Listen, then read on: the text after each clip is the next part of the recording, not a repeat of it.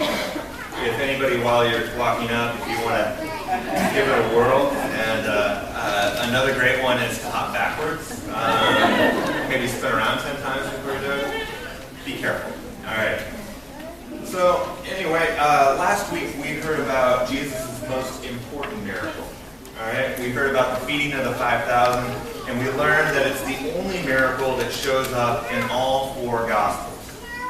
We talked about how this might be a message to us that feeding people is important to God. This Sunday we hear about another pretty incredible miracle from Jesus. And this one's so famous that it has entered sort of our daily language. How many of us have ever said or heard somebody say, oh, that person, she can walk on water. Or he thinks he can walk on water.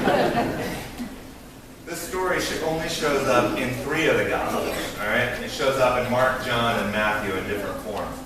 So I'm left wondering, what does this miracle mean for us today? What is God's message for you and me and the Christian church? One way that I found helpful sometimes in studying the Bible, if you have a story that shows up in multiple books, you compare them, all right? So when we look at Matthew's, Mark's, and John's version of Jesus walking on water, there is one major, huge difference. Anybody want to take a guess what is the difference between the 3 stories? Anybody got any? Want to roll the dice? It's a hard one. Peter. All right? The whole scene with Peter walking out, getting out of the boat and trying to walk on water doesn't show up anywhere else but Matthew. So I want to try and kind of focus in on that today. What might God be trying to tell us in this unique part of this story? If I asked you, all right, and this time I am looking for, you can even nod heads, but verbal is always good. But if I were to ask you, does Peter succeed? What would you say? Does Peter succeed? All right, I see a no from Michael. For a few seconds, so maybe it's a mixed bag. All right. Gordon says yes. Peter does succeed. He does succeed. Because he keeps trying. Because he keeps trying. All right. He doesn't drown, so I mean that's pretty much a success. Yeah. That's important. Any other thoughts about this? It's a tough question. And I wonder if you said no, or if you said maybe, what would have to happen in order for Peter to succeed? What would success look like for Peter? So for some people, it would be being able to walk on water. For some people, it would be to try again. For some people, it would mean just not drowning. Still breathing after this whole experience. I ask this because success and what constitutes success seems to be a big pressing question for many of us. What does it mean to be successful? What does it mean to have success in school? What does it mean to be successful at work? How do I know if my relationships are successful? I know that I think about and wonder about these things. What does it mean to be a success? I've been at St. Peter's now for 6 months, and I have these questions running through my head. Am I succeeding as your pastor? Are we succeeding as a church? And if so, how do we know or how do we not know? All that. And unfortunately, here's the deal with success in general. Is usually it comes down to numbers and money. What is my grade point average? If it's high, then I'm successful, right? What's my batting average? How many goals did I score last season? If my batting average is high, if I scored a bunch of goals, then I'm a success. How much money did I earn last year? If it's a lot, then I'm really successful. And churches are similar, all right? know if you guys know this, but this is the very first question any pastor who meets another pastor asks them. How many people do you worship on a Sunday? Seriously, it is the very first question. It's like establishing like pecking order and all that. It's very pathetic and very middle school. But do we ever measure a church's successfulness by the size of its budget, by its attendance, or how big its building and staff are? Our country, if you think about it, even measures itself that way. You know, we always hear how much larger our military is than anybody else's military, or how much richer we are than any other country in the world, or how much more of whatever we have.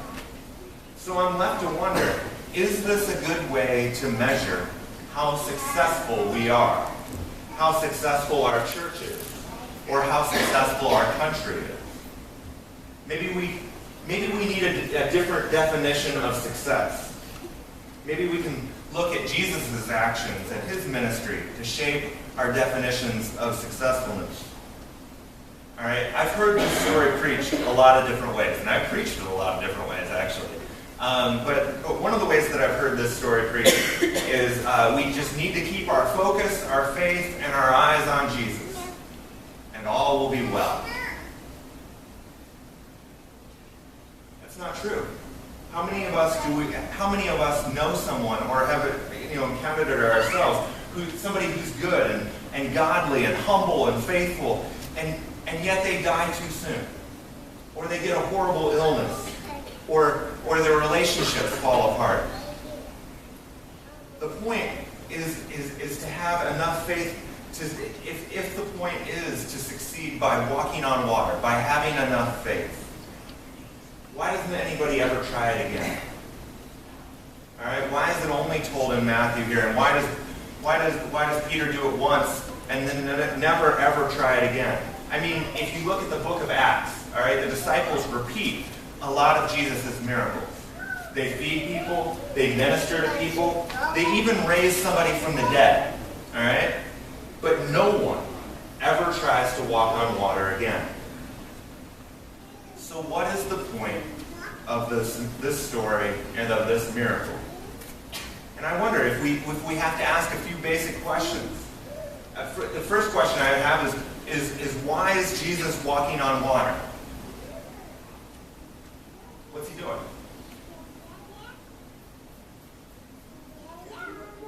He's catching up to his friends. And are his friends in trouble? Yeah, the seas, and the Greek word is actually the seas are torturing the boat. I mean, this is a pretty severe storm, and they're battering it, and Jesus is coming out to help his friends. So who here can run faster than they can swim? Almost all of us, all right? So Jesus is trying to get there fast, all right? And so Jesus uses his power to care for us, to save us. And who does Peter want to help by walking on water? No one. Himself. I mean, Peter, yeah, he wants something cool. He wants to be like Jesus. He wants his own glory. And I wonder if Peter was destined to fail, no matter what, not because he sang, but because he wanted to walk on water in the first place. What if success for Peter would have been staying in the boat and working at his job on the oars to keep the boat upright and on course? All right, the second thing that I want to bring up about why, a basic question about this, and it's going to sound like the beginning of a bad joke, but why did the disciples cross the lake? Get to the other side, yeah, all right? And on the other side were people who had not heard about Jesus yet. And they were going to heal people and feed people and tell people about the love of God. Walking on water is not the point. Service is the point. And Peter doesn't get it. And what if this is one possible message for all of us today? What if success for Jesus is tied to service, to helping other people? Later, Jesus will tell his disciples and us, he'll say, whoever wants to be great among you must be your servant. is tied to being a servant. I know that too often, personally, I want to succeed like Peter. I want our church to be bigger and better than the other churches. I mean, that's the truth, inside, if I'm honest. Too often, I, like Peter, I would like to walk on water. I would like to not make mistakes. I would like to be perfect. And yet, I usually end up, just like Peter, falling short of my goals and expectations of success, and then I feel like a total and complete failure. I don't know if anybody else can relate to this. What would happen? What would it feel like to give up our society's vision of what success looks like?